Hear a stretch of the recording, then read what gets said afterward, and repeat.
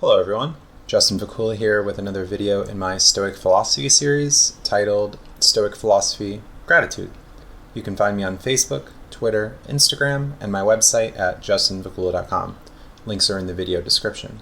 My Stoic Philosophy video series explores the philosophical tradition of Stoicism with goals to inform, empower, and help others benefit from the practical wisdom of ancient Greek, Roman, and modern thinkers. I tackle many topics including handling adversity, finding meaning in life, working toward contentment, dealing with change, anger, and gratitude. This video features some of my notes from a March 2017 Stoic Philosophy discussion group I hosted in Willow Grove, Pennsylvania with the Humanist Association of Greater Philadelphia. This audio clip has been edited for improved quality, and I've also added slides rather than using an unedited webcam recording I used in previous videos. I will soon be uploading audio files to SoundCloud in addition to YouTube. Your feedback on this format and changes is most welcome. Let's get started now on the topic of gratitude. What is gratitude? The Stanford Encyclopedia of Philosophy explains. Gratitude is the proper or called for response in a beneficiary to benefits or beneficence from a benefactor. In other words, someone is appreciative for some benefit. Appreciation or gladness, the article explains, are related concepts. Robert Emmons, professor of psychology at UC Davis, who is known as the world's leading expert on gratitude, writes, "First, it's an affirmation of goodness. We affirm that there are good things in the world, gifts and benefits we've received." Marcus Aurelius begins his meditations by listing people he has known and values he has learned throughout his life. He writes, "From my grandfather Verus, I learned good morals and the government of my temper. From the reputation and remembrance of my father, modesty and manly character. From my mother, piety and beneficence, and abstinence, not only from evil deeds, but even from evil thoughts, and further, simplicity in my way of living, far removed from the habits of the rich."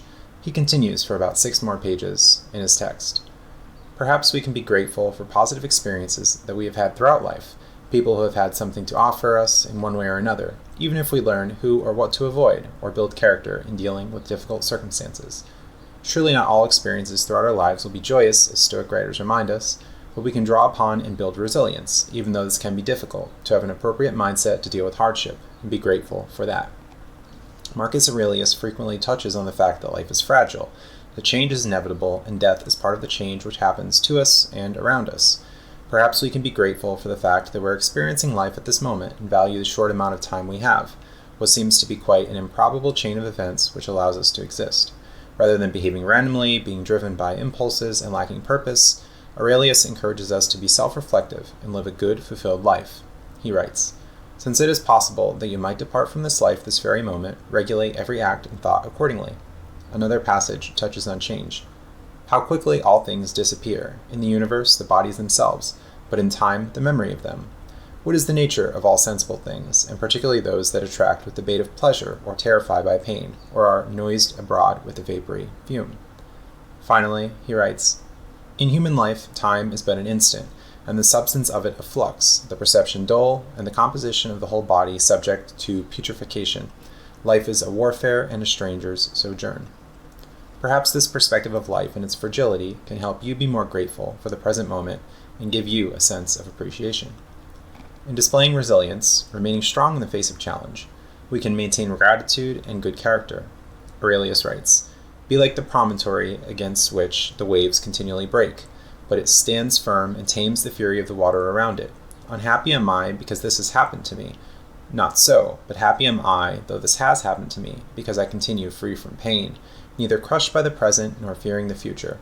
For such a thing as this might have happened to every man, but every man would not have continued free from pain on such an occasion. Will then this, what has happened, prevent you from being just, magnanimous, temperate, prudent, secure against inconsiderate opinions and falsehood?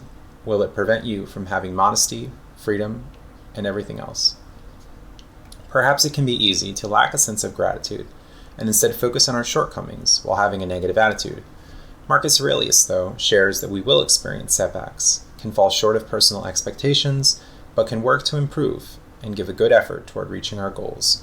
We shouldn't merely complain, on Aurelius's view, but rather work to change things and have a realistic mindset about what we can achieve, recognizing that we have certain limits and are liable to fall short.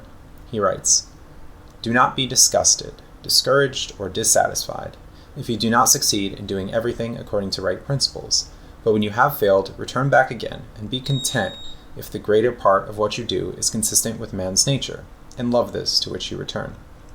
He also writes, to seek what is impossible is madness, and revere which is the best in yourself, seemingly encouraging us to know our own strengths and apply ourselves accordingly. A sense of gratitude can be cultivated through self-reflection, looking back at points in our life in addition to focusing on the present moment. We can wonder about what kind of life we want to live and act in a way such that we make good use of the time granted to us. This passage can be most appropriate to the end of our lives or older age, but thinking about the future can help us improve ourselves now. Aurelius writes, call to recollection both how many things you have passed through and how many things you have been able to endure, and that the history of your life is now complete and your service is ended, and how many beautiful things you have seen, and how many pleasures and pains you have despised, and how many things called honorable you have spurned, and to how many ill-minded folks you have shown a kind disposition. Now, let's look to Epictetus' Discourses for more passages relating to gratitude. We can have a sense of gratitude in contentment, rather than wanting more and more, complaining, comparing ourselves to others, and aspiring to change things outside of our control. We can be more tranquil and curb desires, making do with our present situation and things we have no control over. Epictetus writes, how then shall one preserve constancy and tranquility of mind, and at the same time the due care that saves us from hasty and thoughtless action? By imitating those who play at dice. The counters are indifferent, the dice are indifferent. How do I know what is going to fall? To use whatever does fall with proper care and skill, that is my business. This is a common theme throughout Stoic thought, that we must adapt to circumstances and should make our best effort to bear them with grace. We can have a sense of gratitude in overcoming challenge and being grateful that we can endure. We can work to enrich our lives and the lives of others by living well and being appreciative of opportunities we have to take action, to seek no reward for good acts, but rather to do good for goodness' sake.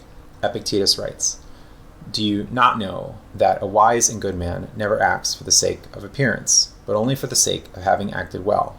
Why do you seek a further reward for a good man that is greater than doing what is admirable and right? And yet at Olympia, nobody wants anything additional, but you think it enough to have won an Olympic crown. Does it appear to you so small and worthless a thing to be good, noble, and happy? Thanks for watching, and stay tuned for more content. You can find me on Facebook, Twitter, Instagram, and my website at justinvacula.com. Links are in the video description.